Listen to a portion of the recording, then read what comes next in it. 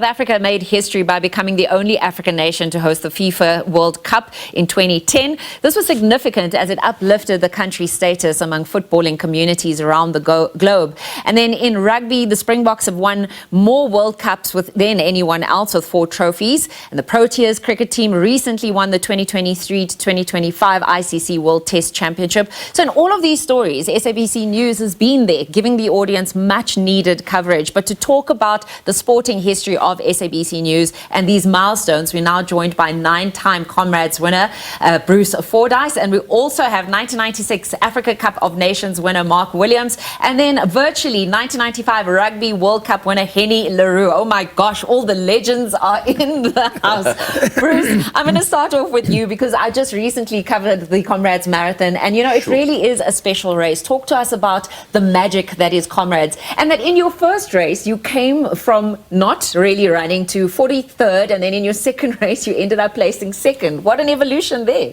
You know more about my statistics than I do.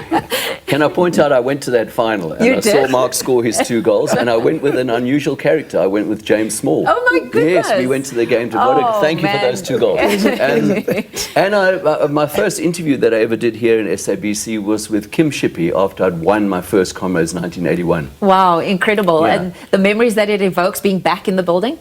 Oh yeah, well, it's a rabbit warren. I've never, all these years, I have been back and I've never been able to work out my way. But we were talking about the Comrades. Yes. I've run all the great marathons in the world. You know, Boston, London, New York, all those things. Comrades is head and shoulders the greatest race. And it's not because I'm a winner. It just is at the finish of this year's race, I thought this is no longer a marathon. This is about people coming back to celebrate, to experience joy, to strive together against a common enemy, the clock. And it is a magnificent, it's a rock festival. I don't know how to describe it. That last 15 minutes before they fire that brutal cut-off gun. It's mind-boggling. You cry, you laugh, you celebrate. It is just extraordinary to see what an event, and it's South African. Yes, and it's just a reminder of how sports unifies a nation. And Hennie, I'm going to bring you in here. Take us back to 1995. All of us saw things from, you know, watching television. Maybe you had the opportunity to be in the stands, but to be there and part of that, and particularly the moment where he was the biggest defender of the Springbok emblem. He comes in to greet you guys, and he's wearing the Springbok jersey. The emotions that you experience. Take us to that moment.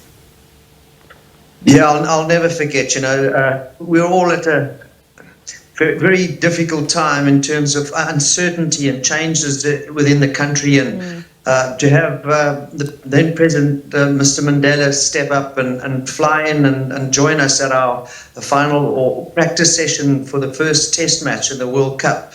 And when he walked through and took the time and effort to shake every single player's hand and have a discussion with him, you know, those were really special times, and we were so grateful, you know, to have had him at that stage and have him support us as strongly as he did. And those are memories that we'll never forget. Talking about memories that we'll never forget, the 1996 Africa Cup of Nations, those 2 goals as our super sub made you a legend, Mark. And now you had another legend watching you with another legend, you know, in the stadium at that point in time. Take us back to that moment. Yeah, well, it's mind-blowing. You know, I used to also watch Bruce, you know, as a kid when he was running bare feet. And I'm like, well, maybe I can also play soccer bare feet. And I remember I got my first pair of boots. But, you know, a kid growing up in Cape Town through that gangsterism and just say one day that I wanted to achieve something and being part of that history. I remember 95 when they won the Rugby World Cup. I was in Germany doing pre-season training. Wow. And the team was playing there. And I told my coach, listen, I need to watch my team. And he couldn't understand because he was speaking French because I was in Belgium then. And I said to him, okay, what do you want me to do to watch this game? He said, if I can run, it was a lap that we had to up the mountains for 20 minutes. He said, if I can do it in 15 minutes, I can watch second half. I think I'd done it in 11 minutes. And when we won that, you know, I was the happiest person. I was crying there. I was ordering champagne in German. People thought I was crazy.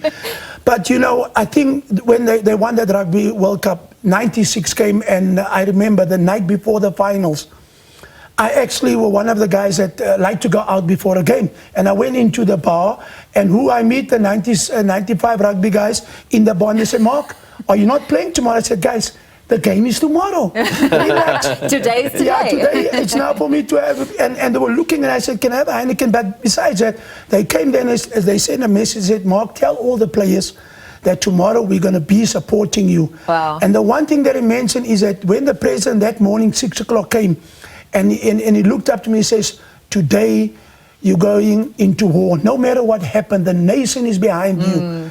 And that's just a mind-blowing. And to be part of that 96 team, you know, it was a mind-blowing because everybody in the country was celebrating from the rugby to the soccer. They said 2 goals, 1 legend. You know, that's those are the headlines and the way people felt about you. I'm just going to quickly ask Hennie, you know, as Mark is reflecting on this and we keep talking about the fact that sport is a unifier, rugby is still now a unifying factor. In fact, the current Springbok squad, even over the last couple of years, has just done such an amazing job, I suppose, in building off what you guys set to do in 1995. Yeah, absolutely. And I must say, I was very privileged to be at that game in 1996 as well, Mark. So it was wonderful to watch live, you know, being in the stadium. But yeah, I must say, you know, sport, as with so many other things, music as well, they are without question, you know, an element that draws people together, that unite people and create avenues for people to find commonality and common ground.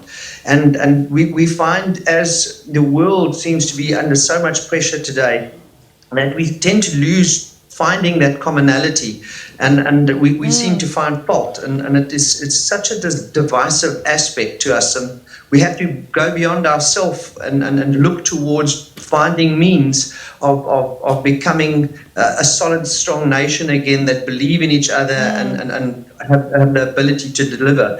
You know, it just does so much for this country to see sport doing well, and I must say that the rugby at this stage in particular has performed quite well and under these circumstances.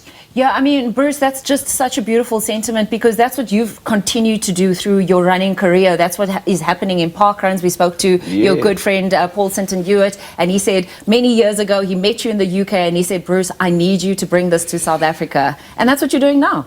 Well, like all great things, it's a South African idea. Paul started it in the UK. Yes. Persuaded me to start it here in South Africa. 26 people came to our first parkrun. We had no idea that now we are 1.6 million registered parkrunners. We have 225 events around the country, and every Saturday morning people come along, they gather. It's about communities getting together. And the important thing is you can run, you can jog, but you can walk. And you can be an unathletic person. No one is going to laugh at you. You're going to be applauded for coming along and doing your best. And you can never be last, because we have a person at the back called the tail walker. And it is, I warn people, I need to warn you, Mark, if you come along to a parkrun, it is the most addictive thing you've ever seen in your life. You can get hooked on a heavy drug, you can go to rehab. There is no rehab for parkrun. So, and then the beautiful thing about it, of course, is it's free. Yes. So we're able to bring it to as many people, and now we're trying as hard as we can to open up in the rural areas and in the disadvantaged areas and in townships. Mark and I will join you at one. I'm putting him on the spot. On live television, we're going to join Bruce Fordyce at one of his parkruns. For 5Ks Yeah, for 5K running. No, but 5Ks is fine. I'll definitely be on. I've got to wrap up, unfortunately, but just as I do so, Mark, reflecting upon South Africa very, very briefly and what it's going to take to get us back to the winning ways, you know, that you and the 1996 team wanted to see carried on after that amazing win. Well, I think that, you know, people like us that the legends need to be involved in the game. You know, in rugby, you see them; in cricket, you see the legends getting involved. Sometimes there's not enough legends behind the soccer team, and you know they lose the identity of what the game is all about. You know, so for me is that, you know, I'm trying to get myself now with the youth team where I can say, well, what is it that Mark can do? Because how do you want to be remembered is to give back, and I've got this opportunity actually with speaking to some of the owners of as well as the new team.